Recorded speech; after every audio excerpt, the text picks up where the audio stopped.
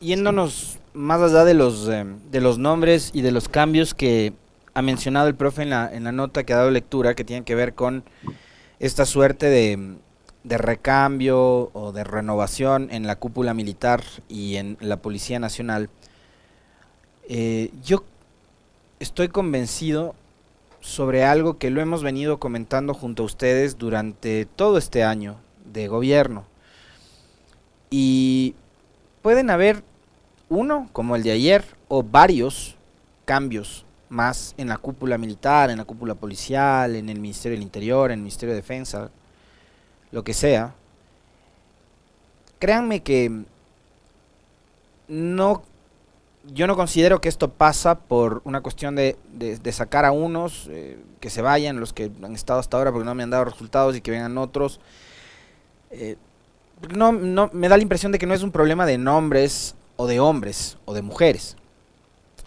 Me parece que es un problema mucho más estructural y esto tiene que ver que cuando Guillermo Lasso era candidato y cuando gana las elecciones, para este tema específico que es el de la seguridad, no había ningún tipo de plan de gobierno ni había ningún tipo de estrategia que em, pueda ser, digamos, aplicada y que podía haber sido evaluada por parte de la ciudadanía para elegir al candidato, ¿no es cierto?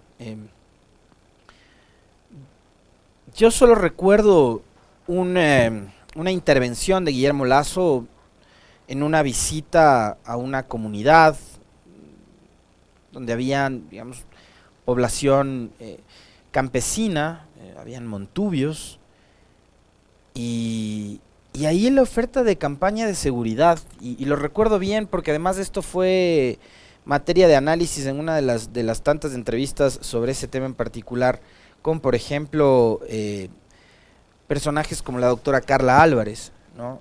Que es una académica especializada en materia de seguridad.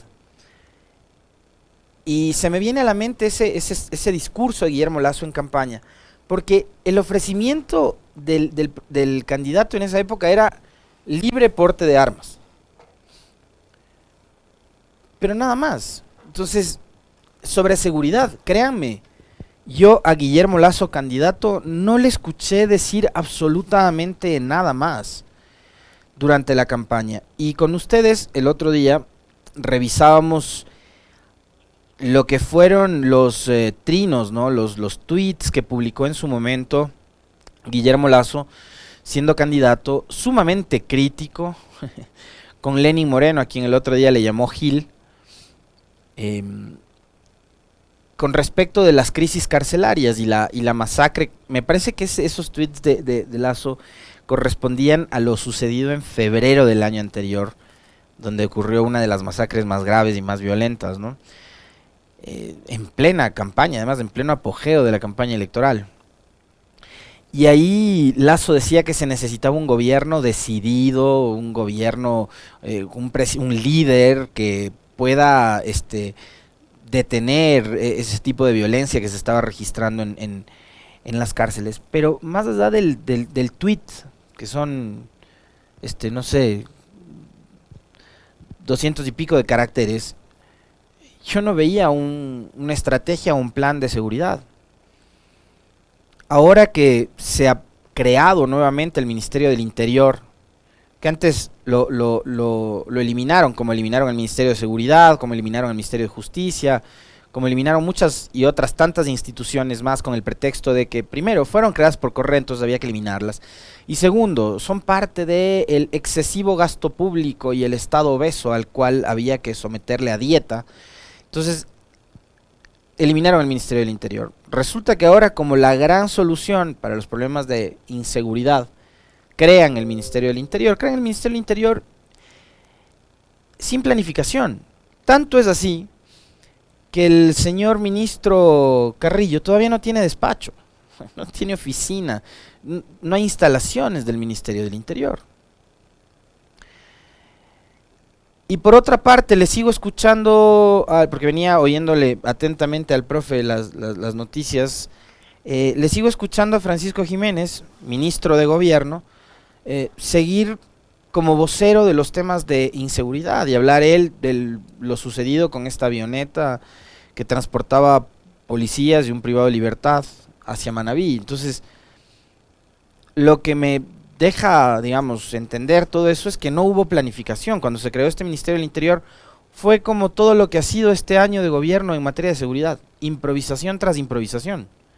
Cero planificación, cero estrategia, cero plan de gobierno. ¿Por qué? Porque simplemente, como les digo, no hay el plan de gobierno. Yo lo único que le escuché a Lasso sobre seguridad en la campaña fue libre porte de armas. Y lo dijo en medio de una concentración con campesinos, con agricultores, con ganaderos, con montubios, que le pedían eso. Envió un proyecto de ley, ¿no?, para el uso progresivo de la fuerza, como lo conversábamos ayer con el economista Jaramillo, como que si por arte de magia una ley crea empleo. También haciéndole creer a los ecuatorianos que como por arte de magia una ley va a solucionar todos los problemas de inseguridad que vive el país. No es así. Yo siempre les suelo decir esto mitad en broma y mitad en serio, porque estoy convencidísimo que es así. Ustedes pueden reformar las veces que quieran el Código Integral Penal, poner cadena perpetua, pena de muerte, lo que sea. ¿Ya? Un delincuente no va con el texto del Código Integral a la hora de cometer un delito, fijándose si le van a incrementar o no la pena, porque les importa un comino. Las penas, las sanciones, la justicia, los delincuentes, ellos operan por fuera de la ley. Y la ley para ellos puede ser 5 años de cárcel, como 10, como 20 o como 100. Les da igual. Y lo que habría que atacar sinceramente son los problemas más estructurales, o sea, ir al origen, ver dónde se origina toda esta ola de violencia y estos problemas. Y también fíjense ustedes cómo es esto, ¿no? Quien ayer es uno de los primeros en informar a través de las redes sociales y del Twitter sobre lo sucedido en las afueras del Hotel Sheraton en Guayaquil, es nada más y nada menos que Gerardo Mejía, artista, cantante, que en abril del 2021 celebraba el triunfo de Guillermo Lasso, que celebraba el haber vencido al socialismo del siglo XXI, y él era uno de los tantos que creía que a partir del 11 de abril el Ecuador era un país mejor. Y ayer decía, después de informar que él estaba desayunando en dicho hotel y que en ese momento en que él estaba desayunando se provoca un tiroteo, y ese tiroteo deja como resultado en rojo, en negativo, el asesinato, la muerte de Walter Vallejo, quien sería un abogado guayaquileño.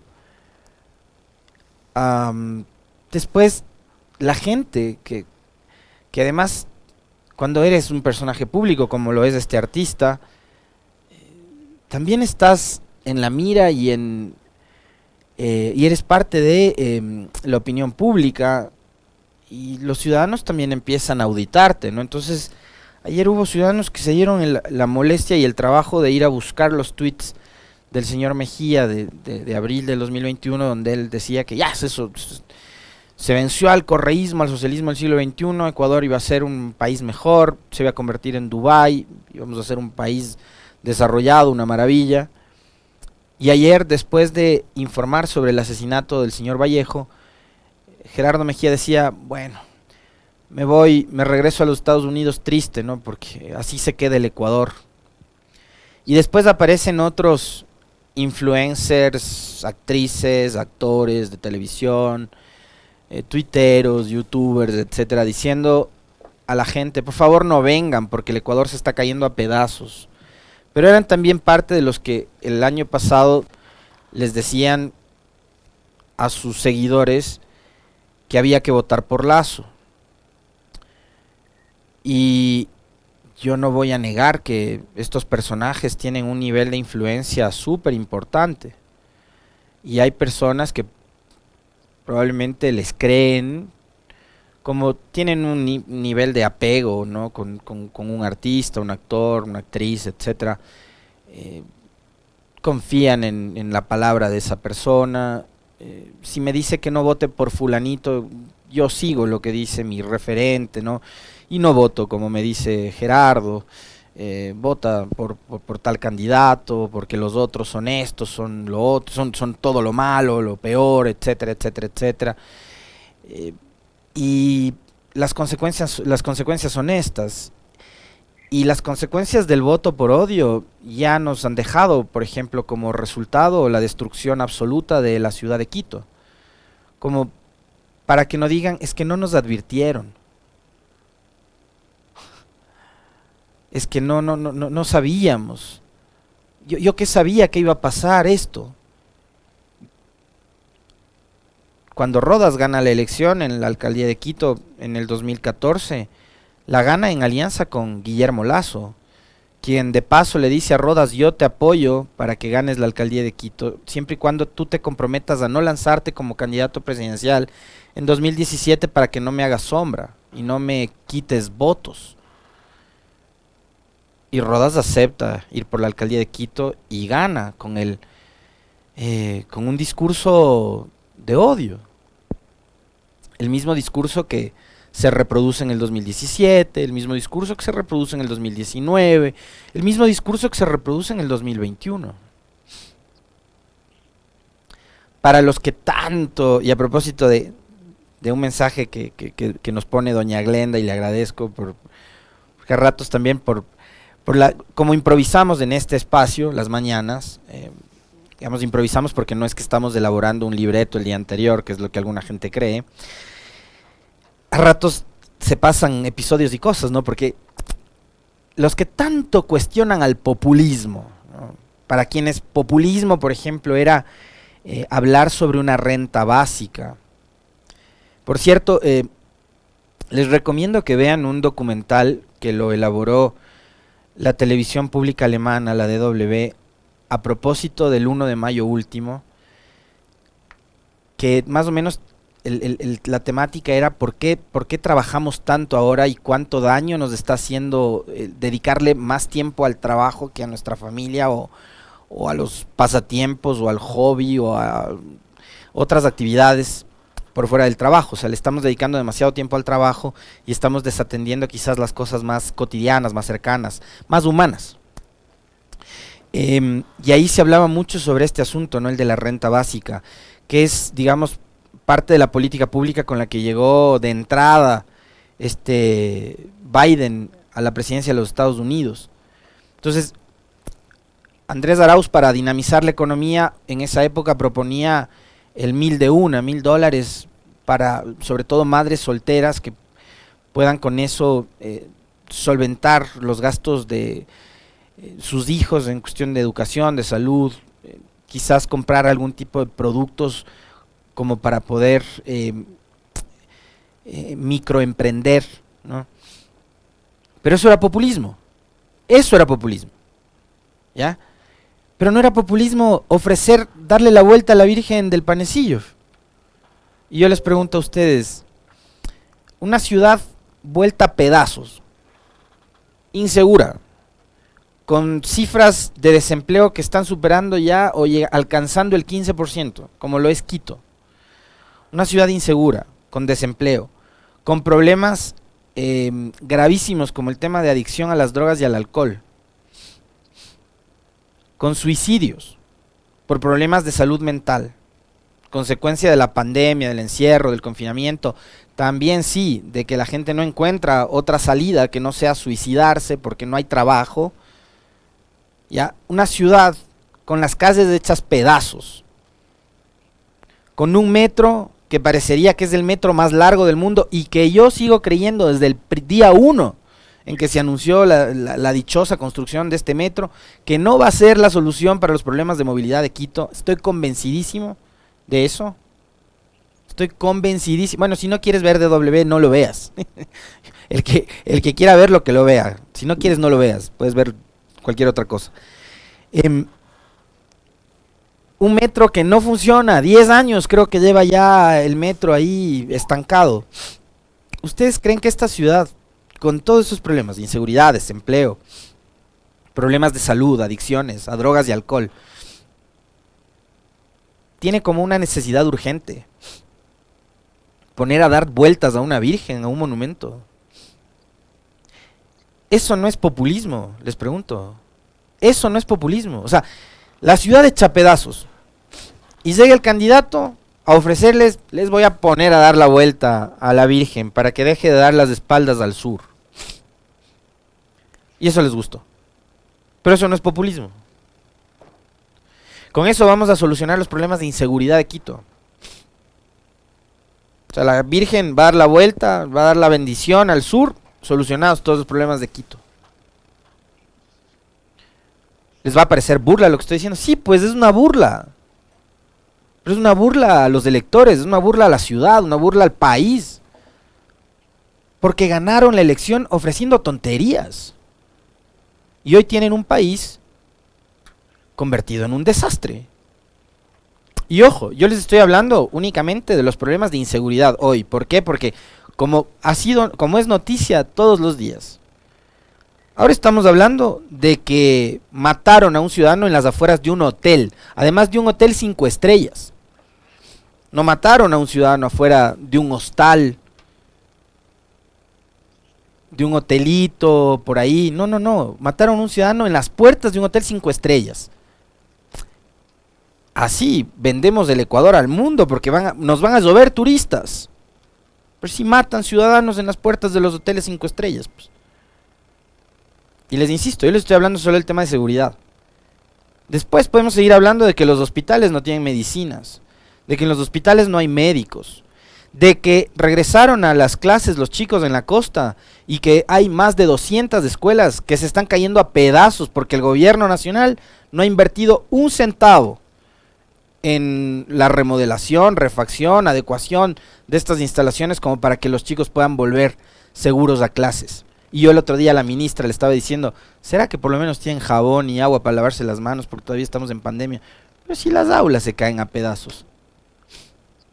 No les entregan las cédulas. Y yo les decía el otro día, cuiden la cédula como cuidar la vida propia, porque usted no va a saber cuándo va a poder tener nuevamente una cédula de identidad.